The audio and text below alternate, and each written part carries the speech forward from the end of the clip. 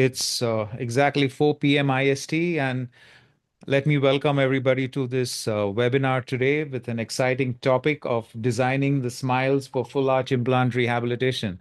And I think we have an excellent panel here today with Professor Adam Nulty and Dr. Quintus, both from the IDDA UK. Welcome to you guys. Thank you for accepting our invitation here to be on our webinar. Before we Hi, start, Bezin. Hi, hi, Berzin. hi Thank you. guys. Yeah. So let me just give a brief introduction to you guys. Professor Adam Nulty is a distinguished figure in the field of digital dentistry, well known, of course. He's the founder member of the International, or in fact, the founder of the International Digital Dental Academy, and the Co-founder. creator and the creator of ScanLadder, an award-winning patented scanning system that has transformed full arch digital implant workflows. With profound expertise in digital implantology and CAD/CAM dentistry, Professor Nulty has dedicated his career to advancing clinical protocols through further qualification, a PhD in guided edentulous implant placements, and extensive research with the same. His work focuses on enhancing accuracy, efficiency, and patient outcomes through integration of digital technology. And that's where ScanLadder is on top of the notch right now with the horizontal scan therapy that we have. Highly regarded for his dynamic and engaging teaching style, he has trained thousands of dental professionals worldwide and shaping the global adoption of digital dental solutions. His peer-reviewed publications and key innovations have made lasting contribution to the field of aesthetics, restorative, and implant dentistry. Professor Nulty holds a multiple degree and fellowships in dentistry and has received numerous accolades for his clinical and academic excellence. As a keynote speaker at international conferences, he inspires profession by promoting a seamless fusion of healthcare and technology. And regarding Quintus Van Tonder is a multi-award winning clinical and distinguished graduate from the University in Cape Province, South Africa. Quintus's enthusiasm in technology has again driven him to integrate the latest advancements into his practice. He is particularly passionate about creating lifelike restorations chairside, which you will see today in his presentation, utilizing cutting-edge softwares like Exocad, the Dentsply Sirona InLab, and Serec. He meticulously finishes the restorations in-house and has a keen focus on surface texture, detailed processes of staining, glazing, and ensuring with restorations perfectly mimic the natural teeth. In addition to his clinical achievements, Quintus is an associate or an assistant professor, rather, sorry, of digital dentistry for the College of Medicine and Dentistry with the Ulster University. And he currently holds the position of a vice president at the IDDA, contributing significantly to the field of digital dentistry through his expertise and leadership. Welcome you both. And I think, Adam, do you start with the presentation first?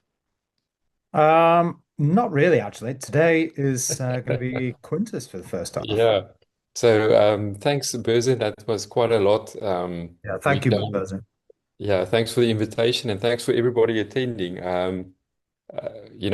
For both of Adam and me, we silently have this little competition going about who can create the nicest restoration. So we always share our photos with each other, and then we sort of try and see which one looks the best. And it's a healthy competition, and it helps us to actually be very critical about what we do and how we achieve the results that we achieve.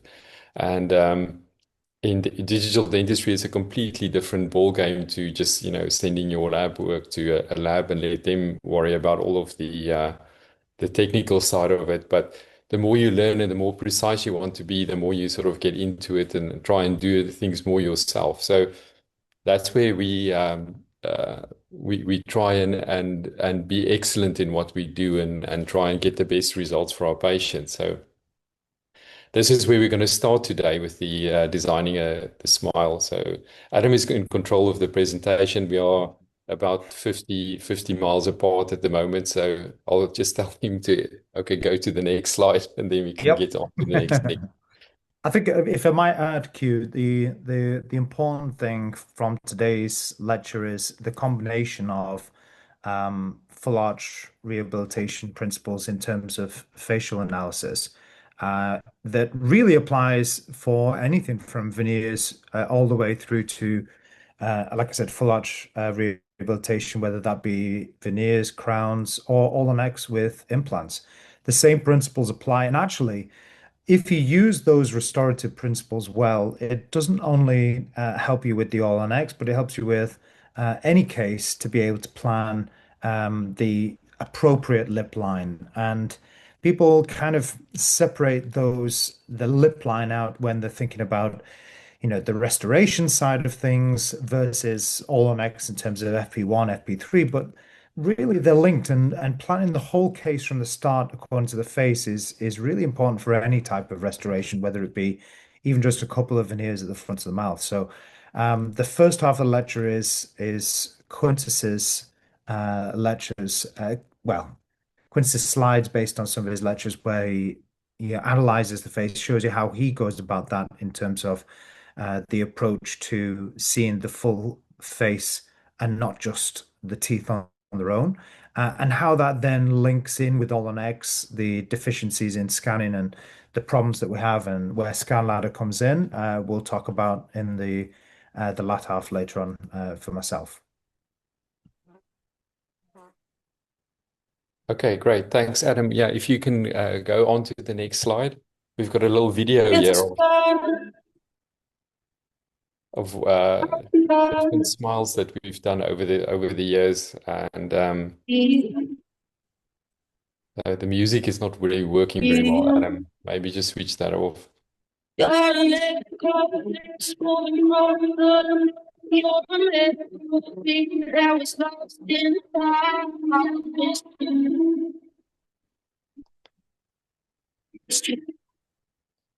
going to skip past that, Kim. Yeah, so the thing is with any sort of the Zoom things, it doesn't always work very well with video streaming, but we'll skip most of the videos, but there's not many of them. So for when we look at a smile and when we look at a patient's face, the most important thing that I look for and what I've learned over the years is that the face and most people's faces are not symmetrical. And the biggest problem you have is that in a face that's not completely symmetrical, and this is normal biology, it's very difficult to correct things that you don't look for. Now, the way that you normally see you've made a mess up is when you get to the end result and either the midline is out or the midline is canted or the midline and the whole design looks good, but then when the patient holds their head in a normal position, it can look canted. Now, I've made the mistake many times of designing a smile to what I think is the actual correct vertical and horizontal dimensions, but then it ends up as a completely canted smile when the patient is walking around or just holding the head in the right position. So over the years, I've learned to look at a few things here. So the things that I look at is the interpupillary line, commissures of the mouth, the incisal edge line, and those are all good, but the most important thing is the vertical line. Now, I don't say the midline of the face, I'm talking about the actual vertical line that the patient's face is being held at. Adam, go to the next slide, please. So if you compare this photo to the previous one, and this one we've corrected the vertical. So in the previous one, the patient's midline was slightly canted. And if we designed and we kept the design the same, the whole smile would have been designed completely wrong, and it would be a canted look when the patient is smiling or holding the head. So when we look at these things, the vertical line is the most important line, and we start with that. Adam, next slide, please. The other thing that is also really important is for me is the lower lip line, and we'll get to that a little bit later on in what we discussed. But you have to keep that in mind, but we'll get to that a bit later. The other one is the incisal edge line. Now, the incisal edge line is basically just the flat part of the two central incisors. And we want to keep this line at a 90-degree angle to our vertical line. Adam, just keep, next slide, please. So if you look at this, shows the vertical line of the patient and the midline. And the midline is, if we make it in the midline of the face, that's great. The vertical line is slightly canted, and that is what we've analyzed from looking at the photo. So next slide, please. And then when we've corrected it, we can see the vertical line and the midline are now parallel to each other. Now, everybody has probably seen photos of Tom Cruise and you know how far out his midline is, and it just shows that when you look at the midline does not have to be exactly in the midline of the face. So your midline of your design doesn't necessarily have to be in the midline of the face, but we need to make sure that our vertical line is parallel to that line. Next slide, please, Adam. And we also then get to design our incisal edge line at a 90-degree to our vertical line. So once we've established the vertical line, we can then do the incisal edge position. Okay, next slide, please. Now in this slide as well, the midline and the vertical line is completely in separate places, and this patient doesn't have a midline that's completely in the middle of his face. But when we design the smile and it looks like that vertical line is correct, your eyes do not catch it that there's something wrong with this smile. It still looks correct. And in some cases, you can move that. You can do that with orthodontics, or in full arch rehabilitations, this is much easier to solve in the sense that we are going to design a full arch. So we don't need to worry so much about where that midline and vertical line is, but we need to make sure that that vertical line is in the vertical of the face. Next slide, please, Adam. So you can see in this case, vertical line and the midline is in parallel, but they are in different places. And because these are natural teeth, we're not going to extract them, but we can then fix them and make sure that the smile looks correct when the patient is smiling, and that when you look at it, it doesn't look like there's something off. Next slide, please, Adam. So yeah, so what we conclude from that is that the vertical line setup in the design software will determine our horizontal aspects of our designs. And that is always, we start off with the two incisal edges and then we move further back from there. And that has to be at a 90-degree angle to our vertical line. Okay, next, Adam. So in the design now that we have is we have a lot of face scanners available, and face scanning is really a helpful way of helping us to design all of these, especially in full arch cases, to make sure that we know where our positioning of the teeth are or needs to be, and also the progression from the front to the back and from lateral views. Now, the face scanning is not 100% accurate, but it is a lot easier to design than just using 2D photos. So a big problem with just normal photography is that sometimes the patients don't look at the camera correctly, or your setup isn't correct to take the correct photo. So it is easy to make angular mistakes from there.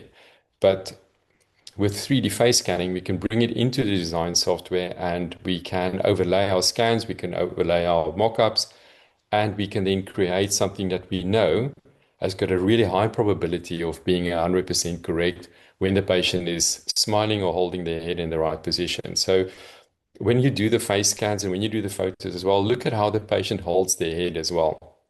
Sometimes patients don't hold their head completely horizontally. Sometimes the eyes are not at the same level, and then they tilt their head slightly to have the eyes being basically horizontal because the brain compensates for that. That means that the face is slightly canted, and we have to design to those positions because that is how the patient will hold their heads. And it's easy for us to look at it and say, okay, in this position it is correct, but then when it comes to real life, it is not 100% correct. and we want to eliminate those errors as much as possible. And in Exocad, it's very nice to have these guidelines, and you see how relevant those lines become when we have when we're trying to design our prosthesis. So no matter if it is crowns, veneers, full arch cases, all of it stays the same in the workflow. Okay, next slide, please, Anna. So lip line, this is very important, and you will see in normal literature, a lot of it is focused on the actual upper lip. And it is important because it does, if a patient has got obviously a wide, broad smile, we've got a design to that. If a patient has got very thin lips, that normally makes it more difficult to make a nice aesthetic looking design. But all of those things are really important. But for me personally, Adam, if you go to the next slide, the lower lip line is actually, for me, more important than the upper lip line. So the upper lip line is going to determine how much gum the patient shows. So if we have to do FP1 or FP3 or whatever design we need to do. But the lower lip line is going to basically give us the curve that we need to design to. Now, if you look at this case, patient has got actually a very nice wide smile. So we know, okay, we've got to do the wide smile, but we need to look at the lower lip to know how curved that smile needs to be. And then we go to the next slide. So the smile progression for me needs to follow the lower lip shape. So if the patient has got a very curved lower lip like this patient has, I'm going to tilt my design at the back, the curve of Wilson, I'm going to tilt that more up. So it's going to be a more pronounced one than a patient that has got a flat or a less curved lower lip. Next slide, please, Adam. And this is the design that we've made for this patient. So you can see we followed that lower lip shape, and it really makes it go from a nice case to a wow case. So the patient, when they smile, they got complete confidence in their smile, and they're not worried psychologically about little small things that maybe the angles are wrong or anything like that. Next one, Adam. So even from lateral views, it's important that we follow that curve. And that's the reason why I've put these photos in, is that you can see the shape of that lower lip is following, or the design is following the shape of that lower lip, even on the lateral views. Next photo, Adam. On both sides, we've done the same. Next one. Now, in the UK, we have a problem where we get what do they call it, Adam? Trout bouts. Turkey teeth. Yeah, not No. just turkey teeth, but we've got all of the fully full lips that patients have had lip fillers on, and in this patient, you can see there are nodules from the actual fillers that haven't been done properly. So when you have these kind of things, it also puts out your design, because you've got a fake lip line that is influenced by these nodules. So in these cases, what I do is I just basically draw those lines like I did, and I just follow the average line for the design so that I don't get too influenced by the nodules in the lip. I think it's easy, if you don't mind me interjecting here, Quintus. You can see from this picture how much I always find, no matter what you do in terms of making teeth look natural, and this is, I think, why this sort of look, they go for I know the colloquial term turkey teeth, but more, tic-tac teeth, big, bright, white, straight teeth. They like that because when you've got more natural teeth, they look wider when the lips change shape. So Mhm. if you look at the upper lip there, the nodules have dropped the lip curve on the Yeah, sides, yeah, and they've increased the angle of the lower lip. So the actual teeth look different than the curve that probably would have been the case if the teeth lips would have been more natural on the lower there. yeah. So, if the lower lip there wouldn't have had so much filler on each side, that curve would have followed the path of those teeth a little bit more accurately. Mm. Yeah, exactly. So I think for me, like I said, for me, I would draw an average of what I think the lip should be, and then design to that. Um, but it is difficult, and it throws things out quite a bit. And instead of being um, completely natural, we have to try and match the fakeness in there. But it is what it is. Our patients are doing these things. We don't have a choice. We've got to just go and deal with what we have and what we are presented with to get the best results for that patient. Next one, please, Adam. So digital smile analysis, it is basically, it's just using software to digitally analyze the smile and the face. Adam, you can go to the next one. So we use for this, I mostly use Smile Designer Pro. I don't use it so much anymore. I've more gone into Smile Cloud, but Smile Designer Pro is a very, very useful tool to help us to analyze the smile and to see what we need to do, especially on where the positioning of the incisors need to be. It's really good at determining the midline and the vertical line of the face, and we can design from there, but it's still in a 2D format. Whereas now with, for example, Smile Cloud, we can upload the 3D face scans and we can upload the intraoral scans, and you can design it much easier from there. But it is much more involved, and once you or to do the final designs, you've got to pay for the exports and things like that. As whereas Smile Designer Pro is a quick 5 minute setup, and you don't have to have any exports or anything from there. It's just a good way to see how that smile needs to look. But it doesn't completely bridge the gap between 2D and 3D, where Smile Cloud and Exocad are now doing those things. So yeah, we can quickly see how quick that is, and we can use the same libraries that the outlines of these teeth have in Exocad.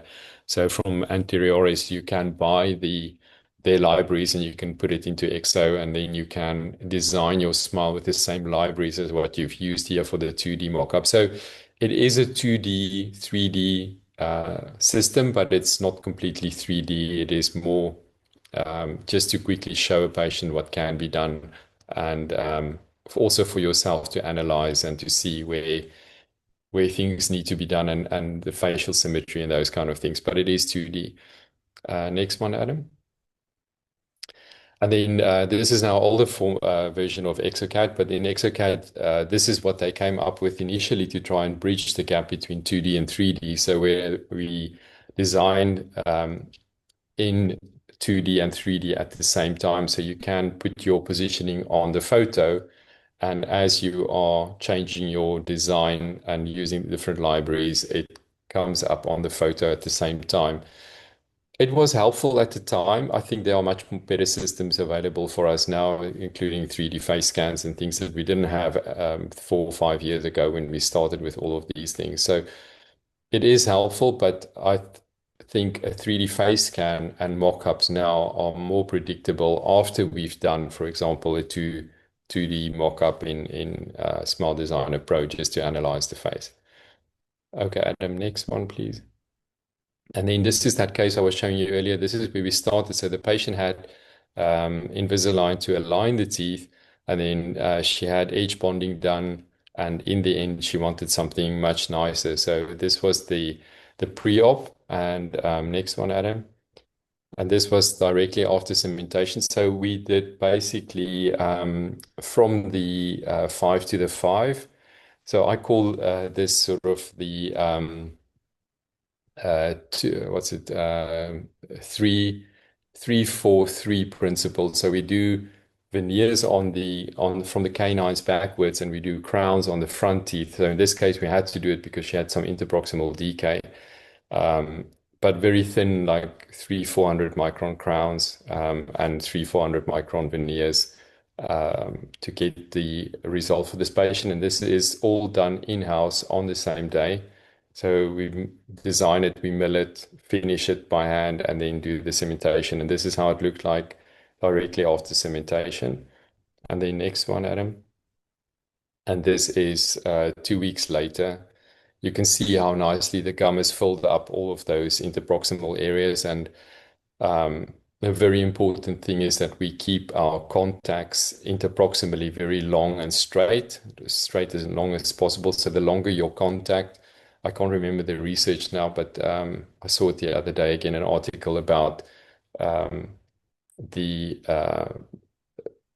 the papille will grow into better grow into the interproximal area if your contacts are longer and flatter in between the teeth. So this is for this patient was a really nice result. So yeah, next one, Adam.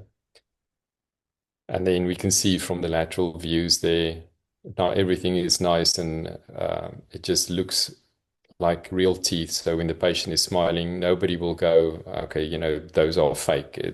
We want it to look like the patient hasn't had anything done, but we want to make it look as nice as possible. Okay, next one, Adam. Yeah, so now it's Adam's turn to talk about the scanning and the more of the technical bits behind getting the smiles designed for full arch cases. So one of the nice things, thank you, Quintus. I don't, and obviously this is a pretty quick lecture really on these things, and me and Quintus can give you hours of this. And if you want to learn more, then obviously speak to Burson. He's running the MSc.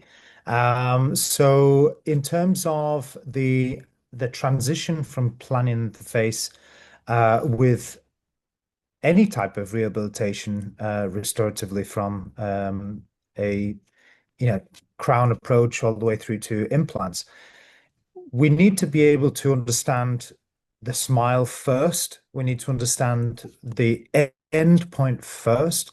And obviously these days with AI and, like as Quintus was saying, some of the tools of whatever type of 3D face scanner you can use, whether that's on your phone or through some of the 3D face scanners that are actual physical components you can get. We're giving everything to the lab to be able to make sure that we're planning everything right at the start.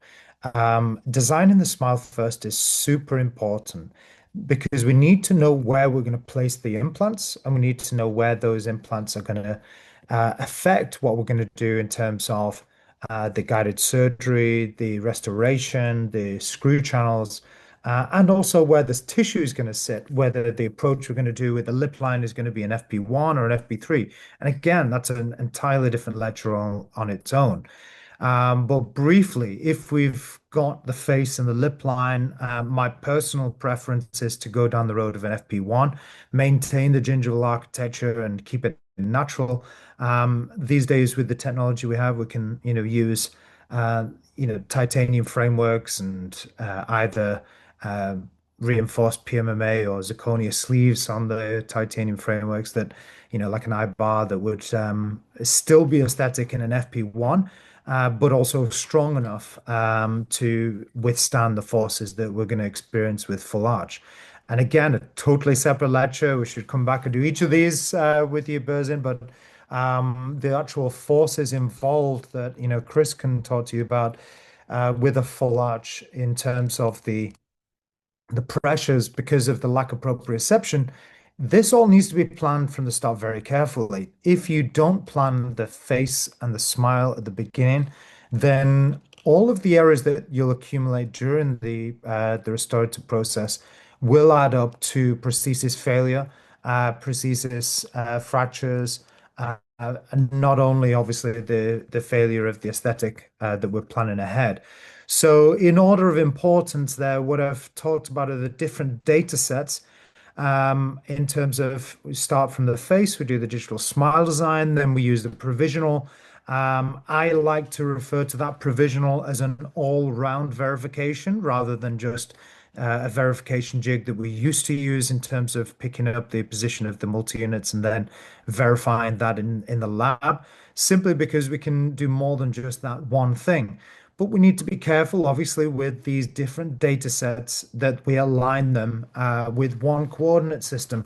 And so one of the main aims of what I've done with ScanLadder is given you the ability to really be able to capture data sets and align them better, not just capture one data set accurately, but to accurately combine those. And we'll talk about this a little bit more. One thing to also note as well, a big thank you to, we've got a few dozen cases that I'll show throughout the next few slides that are from ScanLadder users from all around the world. So like this one that's just played there, there's some fantastic cases that if you want to see more of them, go to the Instagram ScanLadder and you'll be able to see them. They're literally on like a daily basis. We've got the most All-on-X users of any system now by far. There's like nearly 3,000 users. So literally more than once a day on some days, but we've got a case from someone all around the world and some really beautiful results. So thank you to all the users that we've got here and the students we've got that have provided some of these cases. So perfect surgeries can still produce non-passive bridges. Now, what do I mean by that? Well, a really nice meta-analysis that was done by Mata, Revere-Leon, and a few others looked at the actual accuracy of photogrammetry across the board from different studies. And the reality of photogrammetry, everybody likes to say, oh, photogrammetry, gold standard, it's, 5 micron accuracy because they've been told that by somebody. Most likely they've been told that by a manufacturer. The reality of everything that is, the mouth is a complex piece of a dynamic changing data provision that every single stage can lead to slight discrepancies. 1 micron doesn't seem like a lot until you add that to the next 10 microns and you add that to the next 10 microns until you end up with deviations that by the end of the restoration mean that you could end up with a non-passive bridge. And so the reality of all of these instruments, we need to understand where the errors are, and we need to take into account where the possible errors can come in the accumulation of the data sets so that the end result can still be passive. And we need to understand what can go wrong in terms of passivity so that it's not just blamed on one thing or another. And I don't say that as an excuse mechanism for ScanLadder because ScanLadder is in of itself probably statistically exactly the same as this with photogrammetry. It's more the fact that there are different levels of accuracy that can be gained from the different components of the restorative workflow. So from the surgery itself, the actual healing of implants can move. So over the first few months, the pressures on those implants and the healing of the implants, if the patient has a temporary restoration that's placed over the top of them, linked to them, or doesn't have a restoration that's placed, there can be a maturation in the bone that is healed around those implants, and very slight changes can appear. So, again, excellent users like Ashtonhofer and his level 3 CAD XCAD designer in Canada. He always advises everybody, even if the initial recording, whichever method you use, in the initial recording of the implant position, when you do the initial provisional, always retake your implant scans later on. But that adds a solution to, and also adds a problem. And when we're talking about 3D facial analysis, the reason why I say this slide is because that also brings in the issue of we like to use the end result at the beginning. And if we're retaking data at different points, we need to be able to use all of that previous data within that data set that we've re-recorded. But obviously, again, error can creep in the combination of that data. So making life easy in terms of having points within the data sets to be able to combine the data makes everybody's life easier. Nevertheless, there are ways around it, and also there are issues with all of these different things. The biggest thing that we're trying to get away from, and in the whole point of ScanLadder in the first place, is because conventional scan bodies are locally clear, but globally, we don't know if it'll record it accurately enough. There can be deviations from the recording of the implant solution that end up where we just try and minimize this. My mouse has somehow disappeared. There we go. So if there's drift during the accumulation of the scan frames, we won't see that until we try it in. And the reason why is because if for those of you who haven't seen any of the actual data on ScanLadder, on photogrammetry, or any of these similar systems, is because the individual capture of frames during the scanning process, and the whole reason why all of this started with All-on-X is because repeated geometry causes a problem for the scanner algorithm to add that data together. So if we've got flat pieces of paper, square puzzle pieces, it's very difficult for the scanner algorithm to understand how those link together. Geometry is the key to all of this. And so we're trying to avoid cumulative stitching drift as the scanner scans a full arch where there is isolated pieces that are the same throughout the global picture. Because the scanner then will say, well, should this scan be here? Should this scan be here? And you don't see it as the user, but the scanner doesn't think the same as we do. And the algorithm is just trying to do the best job it can. So photogrammetry solved the position capture, but it added the issue of cost and also the dedicated hardware cost and calibration issue. But more importantly, in terms of the facial analysis and planning that we had at the beginning, one thing to keep in mind with photogrammetry, outside of the actual real world error of it, even if that's perfect, it also creates the issue of it's identifying the position of the implant multi-units. Even if that was perfect, like I said, it still creates the issue of combining that with the soft tissue data set. The registration between those different workflows and the workflow of the soft tissue, whether you capture that through an analog way and transfer it to the lab, or if you capture it through an individual intraoral scan, it doesn't really matter. Those two data sets, when they combine, they won't combine perfectly because they're from two different methods of capture. And so we need some common piece between those data sets to be able to allow you to be able to plan the face, which has the soft tissue in it, have the implant position, and accurately bring that into the picture. And so this is why people have moved away from photogrammetry, not because it's not accurate. It is very accurate. It's obviously still the gold standard, but it adds another layer of complexity, obviously, as well as the cost. So the geometry idea of ScanLadder is that it's something which some people miss when they're looking at other all-on-X systems which have come along after ScanLadder, where the idea of centralization they've copied and had objects that are seen in the center, and a non-clinician, someone who hasn't invented it, doesn't understand it, might think, oh, well, that's the key to it. It's not the key to it. Geometry is the key.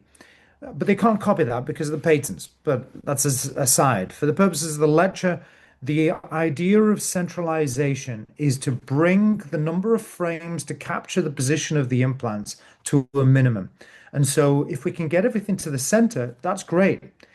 But sometimes we can't. And so there are other aspects of what I've created with the implant scan bodies that let you scan not only centralized, but also the ability to capture in different circumstances.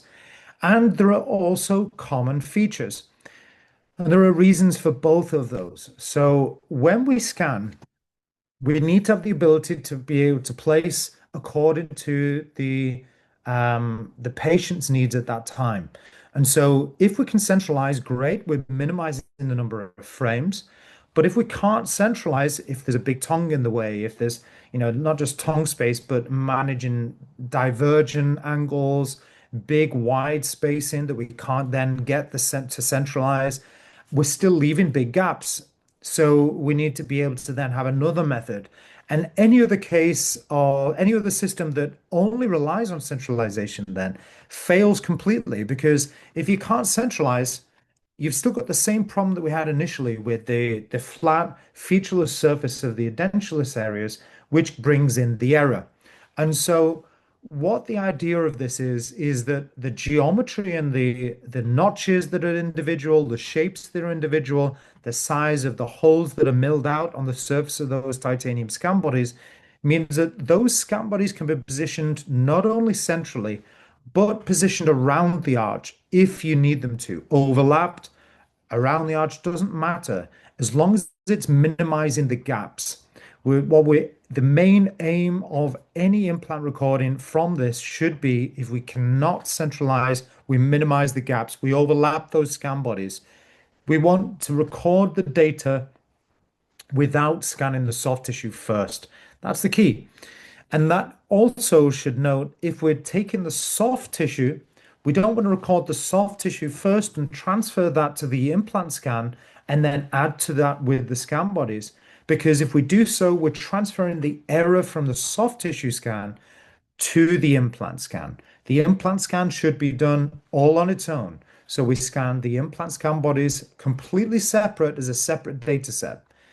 And we want to avoid the issue that we had with photogrammetry, where those data sets are difficult to combine. And so that's where the common cylinder comes in.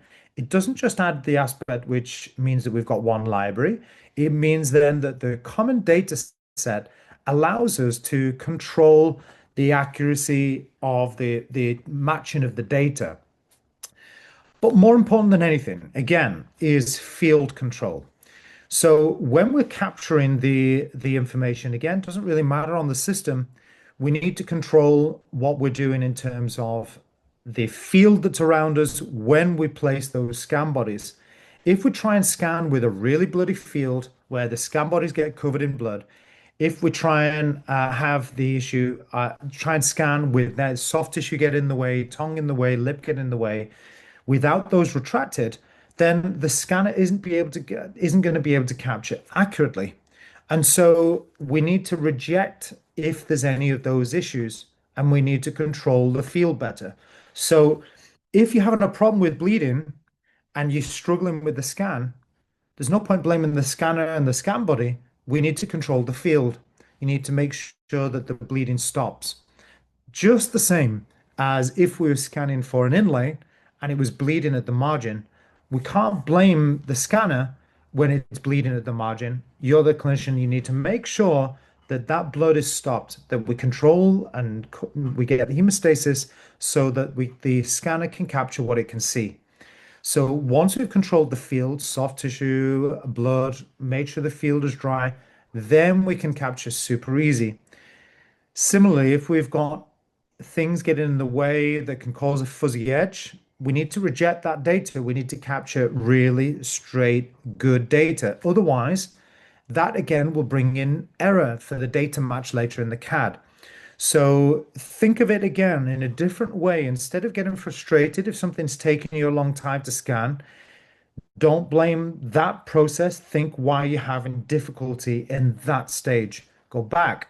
Would you take a conventional impression if it was bleeding a lot? You wouldn't. So we need to make sure the success starts before the scanner is switched on in that case.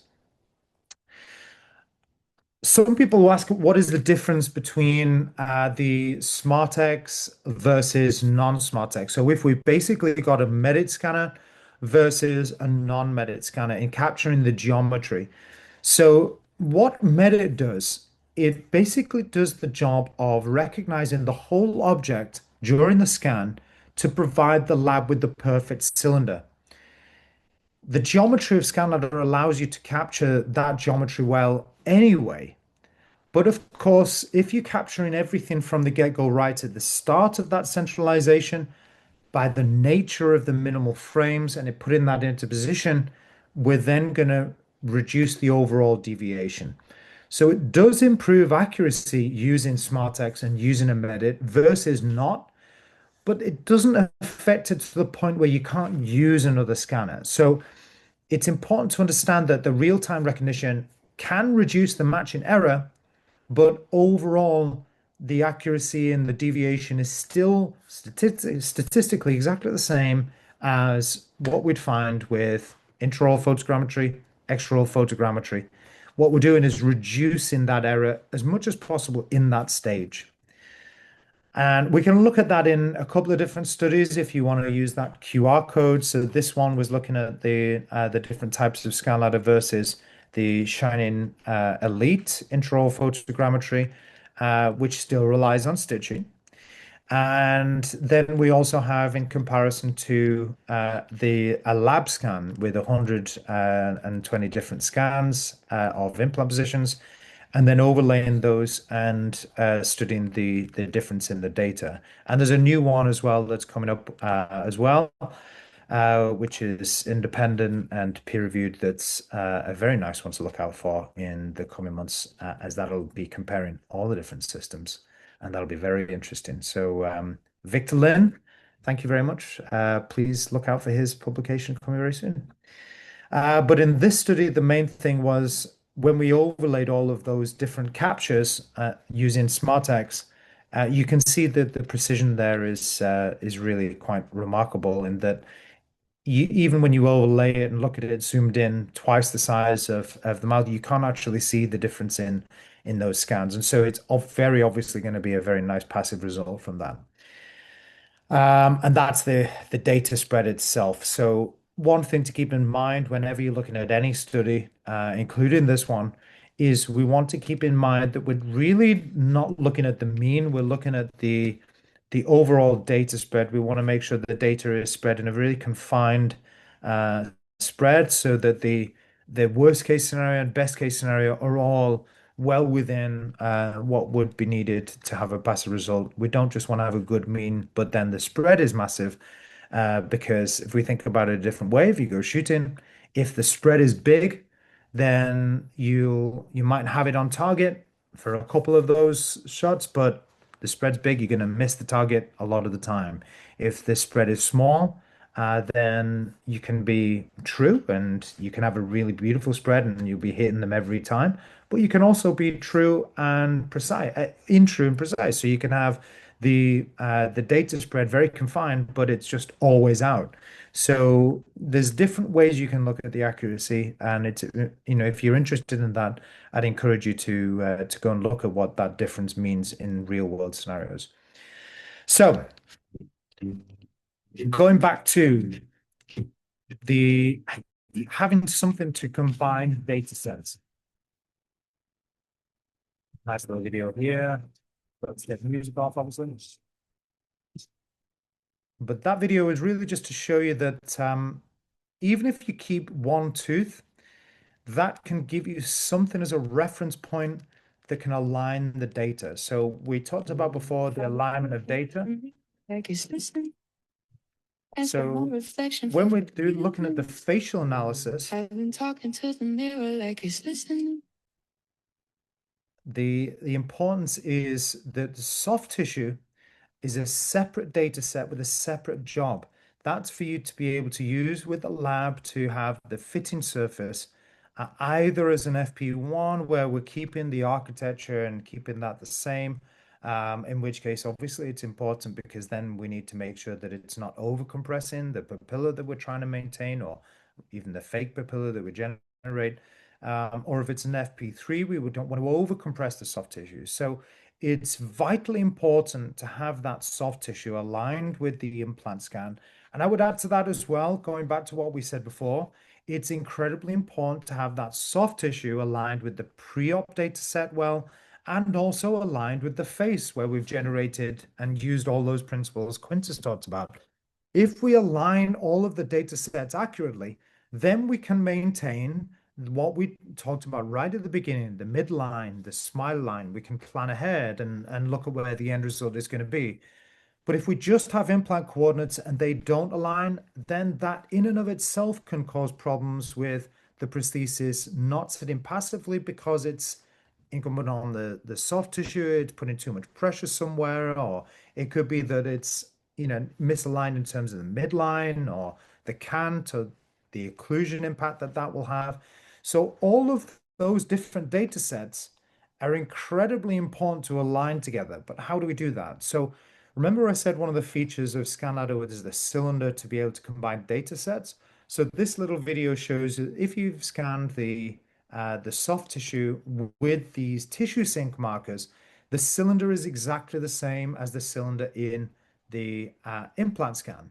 And so even if the soft tissue scan is scanned inaccurately, doesn't matter on a small scale with the cross-arch deviation, but the soft tissue scanned inaccurately, then combined with the accurately scanned implant scan, those cylinders, even if the soft tissue is wildly different, will combine those two data sets perfectly. So we don't need micron level accuracy in the soft tissue. We just need it to be overall in the correct place and position in relative position to the implant scan and the face. And so we need to make sure the lab has everything ready to be able to carry out what you're paying them for to create the restoration. It can't just be a folder of STLs where they're trying to work out how everything fits together. They need scan files where they understand where the initial start frame was. They understand the pre-op position. They understand the face. They understand at the beginning where they're looking to head to is the preoperative planning and the correct library that they're going to use. And also we need to understand the platform that you're requesting to use in terms of screws, in terms of whether you're using restorative components like tie bases, or are you going to go direct to multi-unit with a bar? Because all of that will impact the height of the prosthesis and whether they can fit that within the initial planning that you've chosen. So even if you've got a beautifully recorded photogrammetry system, if there's no way of tying that data accurately into something else, then the whole thing can fall apart, and the intent that you've had with the restoration at the beginning gets lost in translation with the lab, and you can end up with problems. Think about this in a very simple way. If we've got the occlusion just ever so slightly out, then that can look great. It might not be noticeable in terms of the midline or the cant or all the things that Quintus talked about, but we might then end up with an interference on excursions that then cause a problem that later becomes a fracture. And so trying to bring in, and really the whole thing I've tried to do again with ScanLadder to give you the ability to match data sets is not just the ability to record the implant scan accurately enough to be passive, but to provide a way to combine data sets more accurately to have a long-term result that's better for the patient in terms of problems with not just passivity, but problems with occlusion, vertical dimension, midline, cant, all of those different things. So make sure you're working with the lab and you understand how all of these data sets are going to be going together so that they can really produce the best restoration that you want. And understand as well that the accuracy from each of these stages can be preserved or erased depending on what manufacturing method you're using and how well that manufactured method is calibrated. So you might record the perfectly accurate implant scan, but if you 3D print on a printer that's not adequately equipped to print accurately with the type of resin that you want, and there is a shrinkage in the curing process, the whole thing won't fit. And you won't know why. And you won't know whether it's the implant scan itself or whether it's the printer that's the problem. Likewise, if we've got a milling machine that's subpar and creates problems because over time there's been burr wear or there's been issues with vibrations because of a loose component, then that in and of itself might cause an issue in the actual CAM manufacturer that we don't understand when we get to the fit of the prosthesis. And so, like always, you get what you pay for, but more really, you need to understand not just the starting position, not just the goal of the end position, but you need to understand where all of these processes are fitting in with the digital workflow that we have, no matter what the technology you're using to record the implant position. So understand that and work with the lab. And if you don't understand one of those components, that's the time to ask questions with your lab, with the people who create whatever thing you're using to record it, whether it's ScanLadder, whether it's photogrammetry, whatever. Ask them how you can use that with the rest of the data. Understand the whole process, not so you're an expert. Nobody's an expert at anything. We're all learning, and these are all tools. but the important thing is to understand where the failures can creep in. So that's when you get to lovely cases which just go straight to plan and fit passively, whether it's 4, 6, or more implants. And the final one I'm going to leave you with, just a basically box ticking exercise that you can use as a clinician if you've got your scan. Most failures, no matter whether this is a restorative scan or whether this is an implant scan, most failures are visible before you even export to the lab. Quite honestly, I see some questions sometimes. I really wish this would be taught more at a more basic level, because the reality is that a lot of problems can be picked up right at the start. People have problems with the fit of things because they've not captured margins. They've captured where there's a bloody field. There's been movement in a 3D face scan or a photo. There's been, movement during the scan. There's been interferences. Tissue interferences are a big problem. People think things don't fit sometimes when actually it's the soft tissue or even the multi-unit selection that they've chosen the wrong height. And so it's putting pressure on the soft tissue and stopping it from seating. The wrong screw can sometimes come into things where people have tried to use a screw within a scan body that's different, or a screw within a restoration that they've not coordinated with the lab properly. And little things like, using the scanner with, smudge screens, smudge lenses, all of those basics really need to iron out before you get down to, worrying about whether one component is a failure. You need to look at where the issues come in and deal with that. Just the same as before, I was saying look after the field, and the scanner will look after itself. So pick up on all of these things and you'll do well. If the mesh looks plausible, but the field is uncontrolled, listen, you trust the field. The field is showing you that it's not going to be good. So make sure you're looking after yourself so you don't stress about it, and take your time, control the field, and make your life easier, scan easier. Okay. And the end result for the patient should be one that takes all of those principles into account with the facial analysis, so that no matter what you're doing, all of those end up coming to a really nice fruition when you put a lot of effort in with full arch. Because it's difficult and there's a lot of surgery involved. The patient has to go through a lot. And there is nothing more frustrating when you've got a bloody field than trying to scan when that's an issue. When you're trying to put the prosthesis in and something doesn't fit, you don't want that.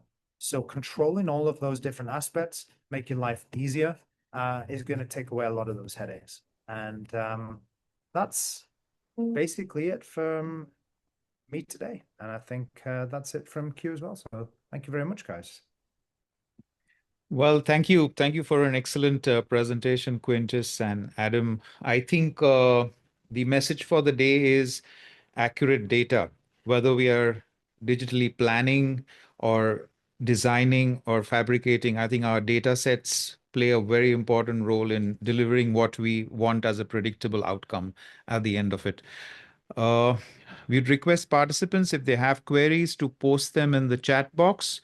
So far, we only have one addressed to Quintus, which is saying, hi, Quintus, beautiful pink and white aesthetic result. Can you tell us about the workflow with the patient? Oh, yes. Yeah, I see the question. So from data collection, I basically do a mock-up, and that we 3D print, and depending on how difficult the case is. So if you think about it, you'll get your best results from patients that have got the best alignments. And if there's rotations and things like that in the teeth, the gingival architecture is not going to be great. You need to ideally get a patient to finish with either aligners or ortho if they have those, and then do your veneers or crowns or whatever it is that you do. But for me, I do a mock-up first. We 3D print that, and then depending on, for me personally, how difficult I think the case is going to be, I would transfer the mock-up either into the mouth, or with a stent that we make from the 3D print, or we will 3D print the mock-up directly and put it in the mouth. And then from there, I use mostly either ExoCAD, depending on the library that we've used for the mockup, or if it's a straightforward case, I'll use Serec. And then we mill it that once we've done the preps, we would scan that in, make sure our data sets align, and then we will design it and then mill it and finish it on the same day in-house, no technician involved. Okay, great. Quintus, a small point of discussion here. I know it's a huge, big topic, but any hints on how one could decide on whether to go in with an FP1, FP2, or an FP3 when you're designing the case? I think, like we looked at, it depends on it's a difficult one because it's quite wide, isn't it? It depends on the amount of soft tissue that you have and on the patient's smile line. So, and Adam is also good to answer this one because we see a lot of, especially in America, the guys are really keen to do, big bone reductions and everything so that they can redesign the gingiva and make sure that everything looks aesthetically perfect. It's I think it depends on the patient's smile lines, lip thickness as well. How much they're going to show, and then also the amount of soft tissue and things you're going to have available. I think personally, if it was me, I would try and protect as much of the vertical bone as possible. And not, go in and do bone reductions and everything so that you can do a full prosthesis with gums. But it depends on case by case, depends on the thickness of your gingiva and whatever you're going to have left after the surgery. But I think mostly I would try and be as conservative as possible. I agree. I think from my perspective, Bosun, I think in terms of FP1 versus FP3, I never like an FP3 simply because I don't like fake gum. I never really find it perfect, or at least as perfect as I'd like. And there are some really excellent technicians I've seen do some beautiful gum work and re just really quite astounding. But not everybody can do that, and not everybody can have that as an option for the patient. But I think the biggest and probably the easiest way to distinguish between what I would see as doing an FP1 or FP3, um, some people go down the road of if they can see the gum on the smile, then they'll trim it back and do an FP3. I don't think like that. So for me, if I can see gum, that's actually a good way for me to do an FP1 because I just need to manipulate that to look like, I manipulate to create architecture to be able to create papilla. So from my perspective, an excess of gum, really the determining factor is whether that's symmetrical or not. So if the FP1, if there's enough gum there, that I can manipulate the architecture to look like there will be teeth emerging from gum, I will make that extra effort because I think it'll look better for everybody. But if there's an asymmetry there, so say for example, someone who has maybe a 1 to 4 bridge or 1 to 3 bridge and the gum has really gone up quite a lot, or they've been wearing a partial denture, then realistically, it's going to be very difficult to try and bring something back to an FP1 in that. And then that's a very obvious FP3 that we need to then flatten everything out for hygiene purposes. So it's really for me more about trying to think of the best interest of the patient in terms of what their appearance is and what the overall hygiene is going to be for the patient.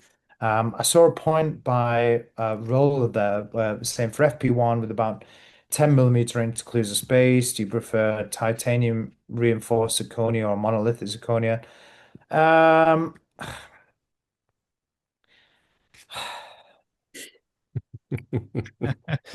There's not a one answer fits all for this, Yeah, is that's there? right. it's really not because I'm going to get criticized one way or another with all these answers.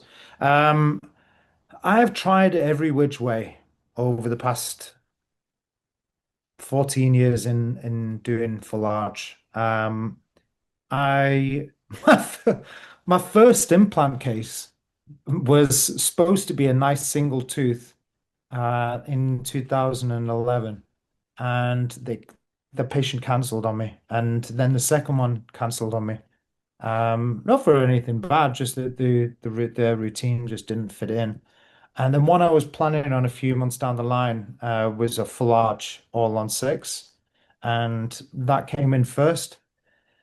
She had so much bone, and she she probably had limited space, and we should have really probably done trimmed it down to an FP3, but we did an FP1, and that was at the time with an acrylic wrap, and it lasted so long. It was like 10 years with that with a nice acrylic wrap. It's all analog, all with separated verification jig and everything done the right way. But then, and with guided surgery, and yeah, crazy first case. But then later on down the line, as she got older, the healing, the reason why I'm giving you this tale, because I always like to tell tales, but the real world. So her bone shrunk a little bit over time, as she got a little bit older, and she got a little bit frailer. And my old, my previous practice, Hudson, he ended up doing the restoration. Implants were still fine. They were all tissue level Straumann's that, nearly 15 years later, she was still rocking with them. Everything was good, and he was restoring them again. I think because everything had shrunk a little bit, then it was a little bit more difficult to go back to that. But she wanted another FP1. But to answer the question, because that was kind of limited, I think it's more determined by the occlusion in that scenario. From her perspective, it worked well because she was, a lady that, didn't have a hard bite, and acrylic wrap just worked nicely. If I go down the road of a pure monolithic zirconia, I need to know damn sure that the occlusion isn't going to be an issue for that. If I go down the road of an FP, one, and try and reinforce it, you've got another issue. You've got a thinner zirconia. It's over the top of the metal bar. So you've got to make sure that the zirconia is well bonded to the framework, which is difficult. It's got to be well sandblasted. And don't trust anyone that says, "Oh, you can just bond it." You can't. You need to make sure there's actual mechanical hold there. But both ways, and really every way with full arch, the hard thing is that nothing is simple and clear cut. And the biggest factor in all of these cases, whether it's FP1 or FP3, comes more into, I think, what the previous state of the occlusion was like. And I think I'm more probably inclined for someone with a few discussions we've had recently with wanting an FP1. I really wanted to go down the road of a reinforced PMMA on a sleeve with titanium, because it's repairable and it wears a little bit nicer. But the end result of the conversation that we had with this, it was a difficult patient, there was a lot of wear, was that perhaps Phil Reddington's approach, the BDT approach with a thimble bar, individual zirconia teeth, and a wrap of the gum, or even if there's no gum, if it's just a thimble bar with individual zirconia teeth, allows you to have the benefit of the thickness of the zirconia better, and individual teeth to be able to replace if they break something. Because with all of these cases, and this is why it's a difficult thing to answer with any of these, from my eyes at least, is that the end goal really isn't about restoring the smile, restoring the gum, restoring the teeth. That's obviously part of it. But it's have given them something that is replacing what God gave them that failed, that you want to last a long time because they're paying a lot for it. And so, the importance of the accuracy of all those stages, and to bring it back to the lecture, from my eyes, really was out of necessity trying to minimize the error in all of those things, because then the last thing you're dealing with is the patient and their effects on whatever you use and whatever you create. I think whether, to answer your question more directly, Roller, with whether I use reinforced zirconia with a metal bar or monolithic zirconia, I think it's down to preference. I think screw is down to which screw to use is down to preference. I think you can go down all of these roads and you'll probably be affected by the patient in exactly the same way. You'll probably just curse yourself you didn't do something different, but actually you couldn't have changed anything. It's just the patient. So whether they keep good hygiene, whether there's, issues with parafunction, all of that is more individual to the patient. And so it's a very long-winded answer, but it's always also a very complex scenario for large. And so I think if I was to summarize that with everything, it's just to minimize the error as much as possible, protect as much as you can with a night guard. And in the cases where it's really demanding, then separate things out as much as possible in terms of either individual teeth or some kind of you know structure that will wear.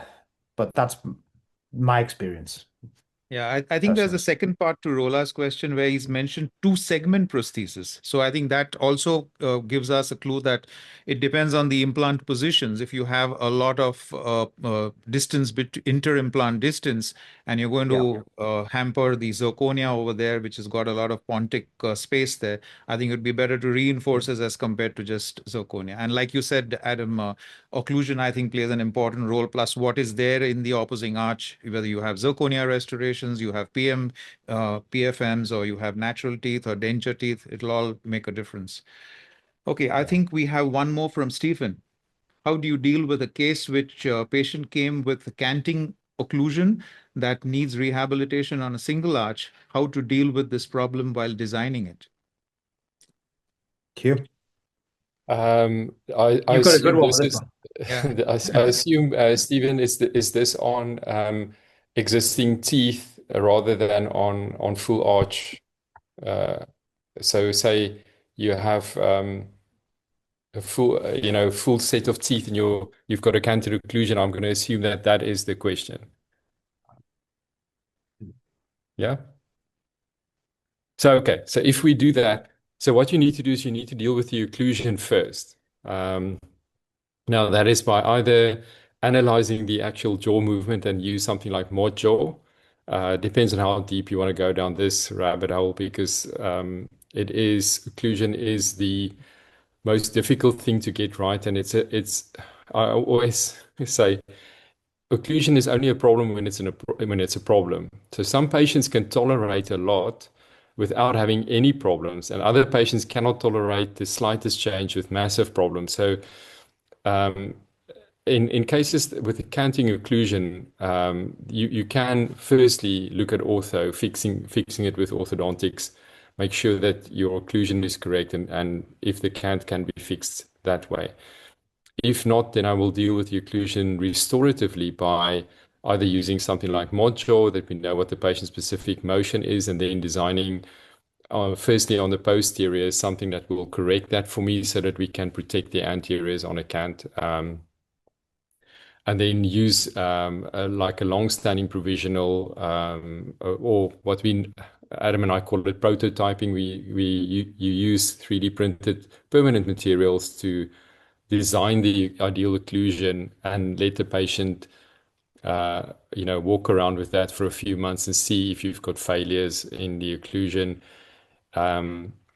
And if that all works, then you go and you restore it to the new occlusion that you've determined with your new design. If you have problems while that is happening, then if you haven't really done anything that's irreversible, you can remove it all and just say to the patient, there's not much we can do. You need to have ortho first. So I would say that would be the way I would look at that. If at any stage during the prototyping you have really serious problems, then it's maybe a case that needs to go to a specialist, or you need to just stop there and say we cannot achieve what you want unless, say, we do ortho first, or you see a specialist. That would be my advice.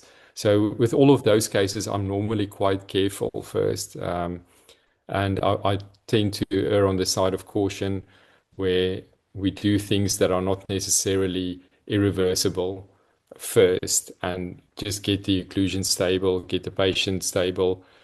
And if that is working fine, then we go to the next stage where we start restoring.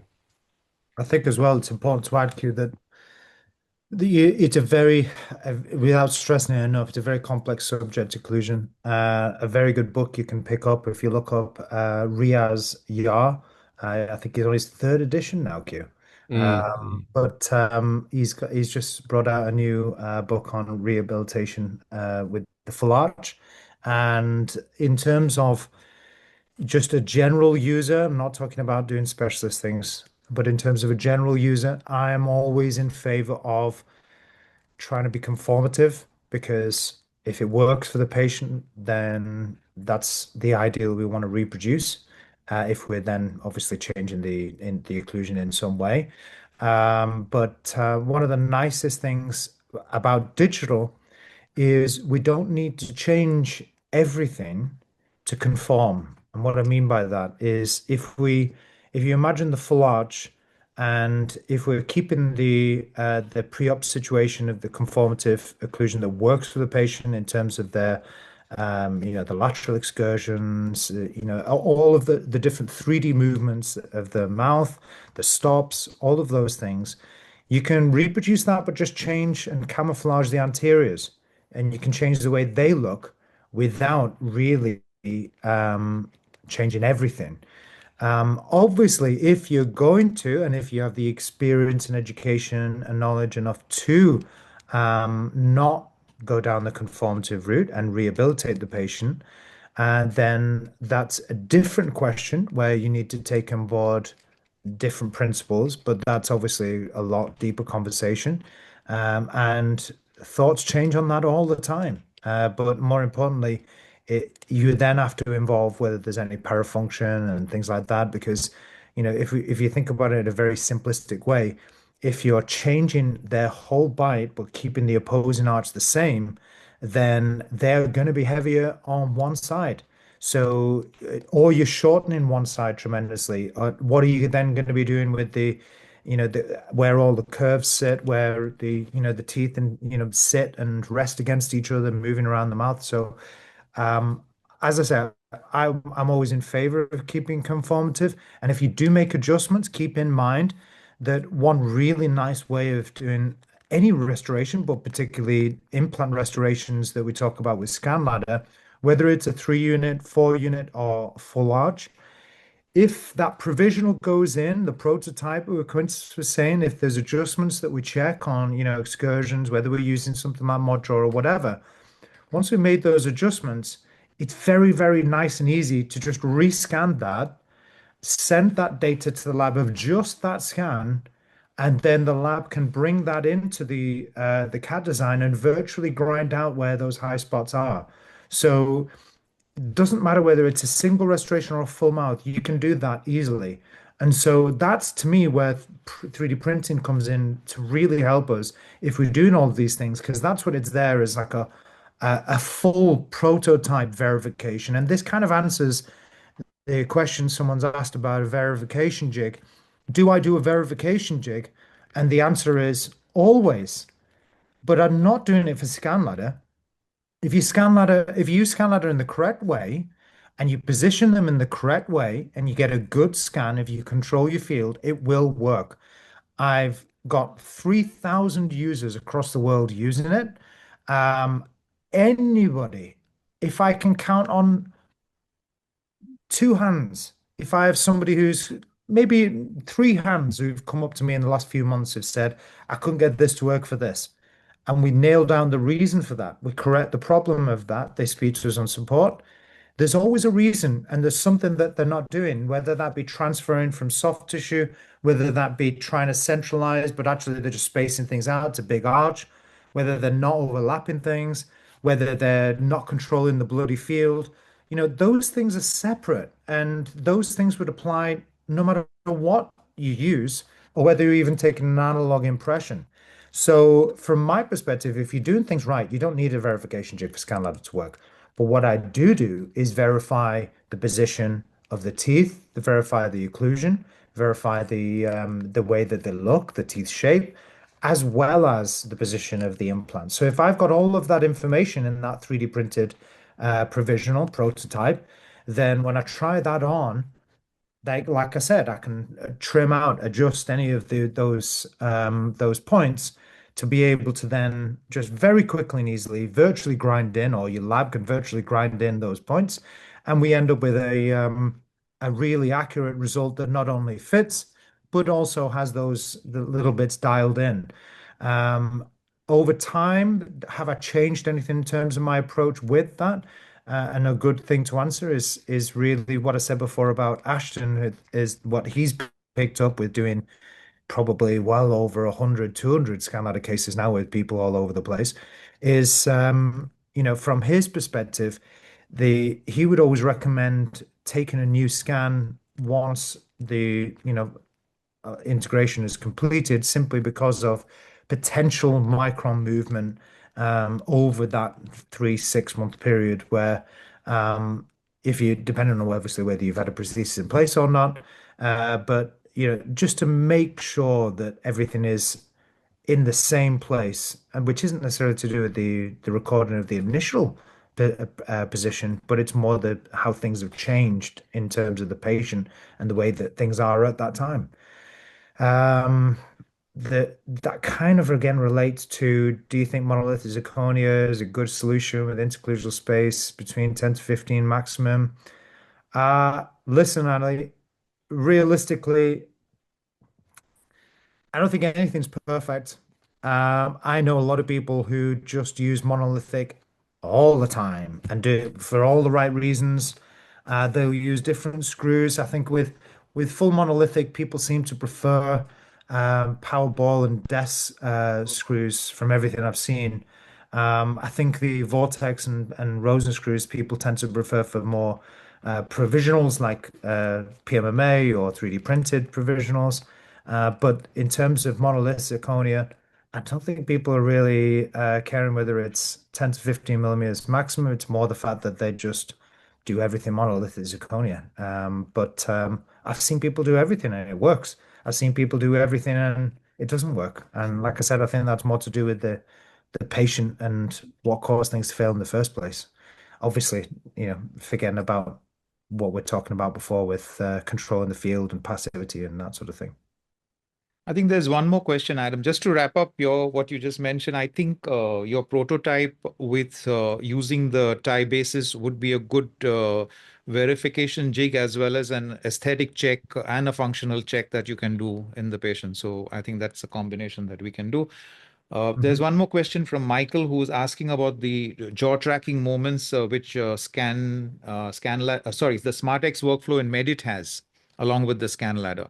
So, Yeah, so it's a good question because a lot of people get confused about the workflow in SmartX because it seems almost backwards sometimes with the thought process of doing the implant scan first, then the soft tissue, and then the prosthesis.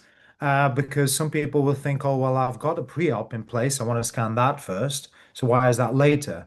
Likewise, they might think, oh, I want to scan the soft tissue first. The reason why it's that workflow and that way around is mainly so that people don't use the soft tissue, which has error in it. That's the whole reason why we're doing all of these things, and transfer that to the implant scan and add to it with the scan ladders. Because then it doesn't matter about how good the scan ladders are. It's got the error in the cross arch deviation from the soft tissue scan. And so we're really just adding to erroneous data rather than something new. So the workflow is positioned that way to make sure people more likely than not are going to do that. But it doesn't stop you. You can do it in any order you want. You can just click through. So you can, if you've got a pre-op, you can go to that first. If you want to do the soft tissue, do that first. But one thing I wouldn't do is transfer the data from the soft tissue. So from my perspective, I like that workflow simply because I'll put the implant scan in first. That will make sure that I've got that as accurate as possible. The soft tissue, the idea of tissue sync is if those cylinders are swapped out and from the implant scan, the software automatically deletes the those implant scan bodies, and as long as there's enough left, you can scan the soft tissue by replacing the bits that are cut out, or scan with this tissue sinks or whatever you want to do. But realistically, even if you separately later on, you know, you do all of your scan ladder stuff with the SmartX in one stage, the soft tissue changes after 3 months, it drops and heals back, so you unscrew. You could just take a soft tissue scan with the tissue sink there, and the lab will be able to match those cylinders to the implant scan, even if it's a completely different scan or even a different scanner, it doesn't matter. The whole point is those cylinders are the same, so the software will match them together. It gives it points of reference. That's the key.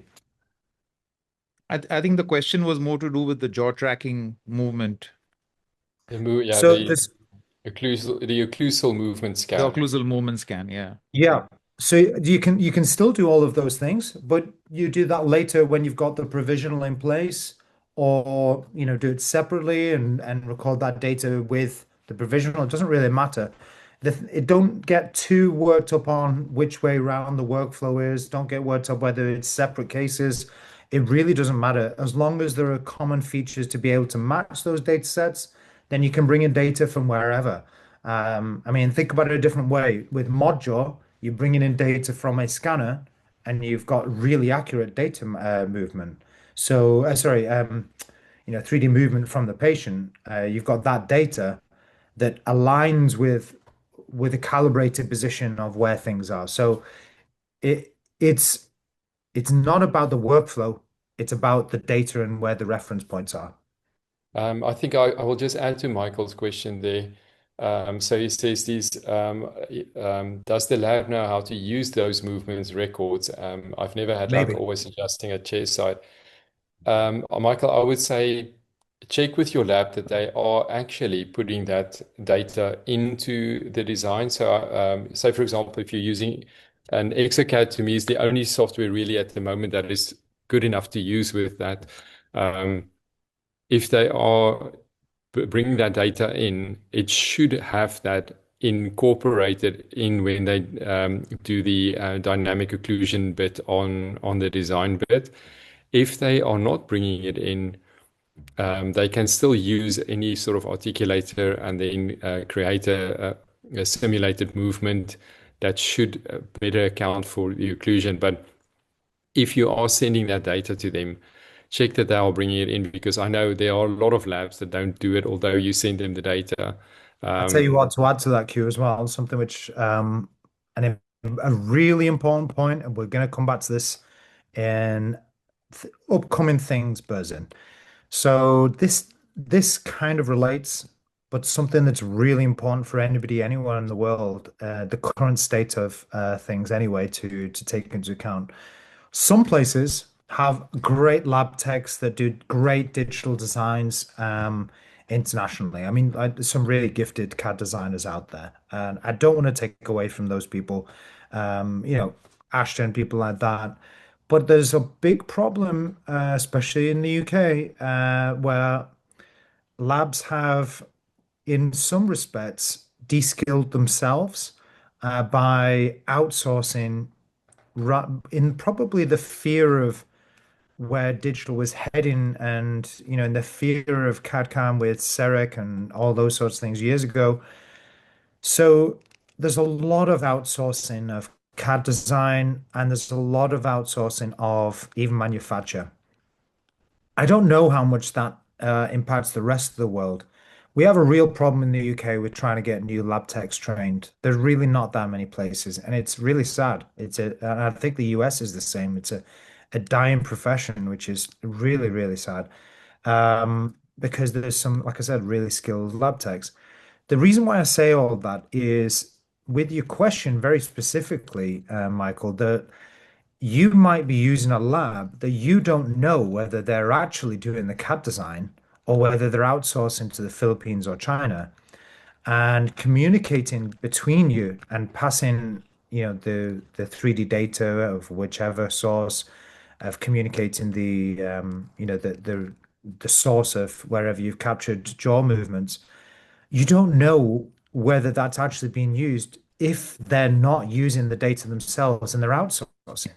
So I think it's always worth, if you're doing complex things, having an honest and candid conversation with your lab these days to check whether they're actually doing the work which you're communicating them with the intention of saying, oh, can you bring this into the design and stuff like that. If they're not doing it and they're basically just finishing the manufacture, finishing the CAD, the cam, whatever it is, whether they're doing the staining and glazing and layering, it doesn't really matter. I mean, they could do beautiful work. And I don't say it to take away from them, but more that you need to know what exactly is going on in that workflow. Just the same as where I was saying controlling the field. You need to know what's happening with the restoration. If you pass into the lab, who's doing it? Because it's that person you want to speak to. You want to know, or at least make sure that they're using it. Because, like Quinn said, they just Yeah. might not bother.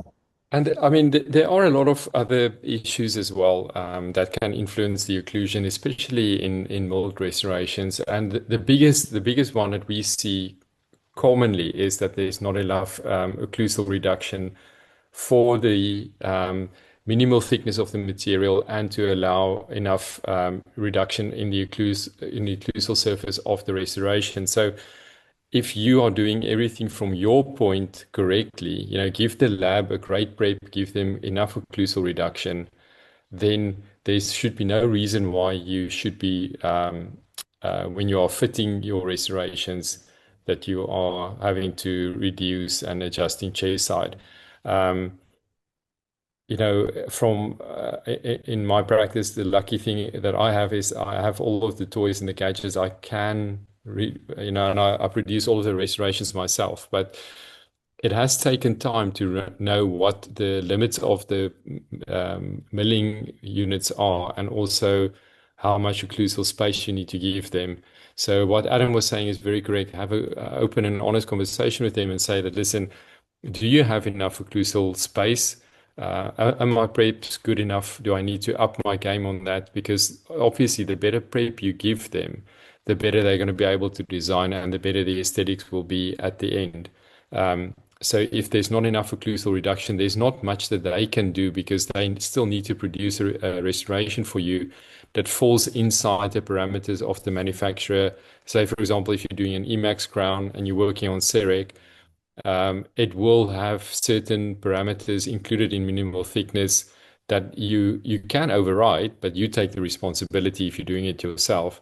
But as a lab, they're not going to override those because they still need to give you a guarantee on the restoration, and the restoration needs to be that thickness in order to qualify for the guarantee. So that's where that is very important. But if you are doing those things correctly and you're still having to grind in, then I would say the probability is that they are not using all of the data that you are giving them, or when they are doing the staining and glazing, that they are adding a lot of thickness with the stain and the glaze on top of the restoration. That can also cause that as well. So there's a few things that I would look at, but the main thing is just have that conversation with them and just say, um, is the problem on my side or is it on your side? What is your actual workflow that you use for designing these? And if they are exporting, which I would say in the UK, probably 85 or 90% of labs are doing at the moment. They are outsourcing everything to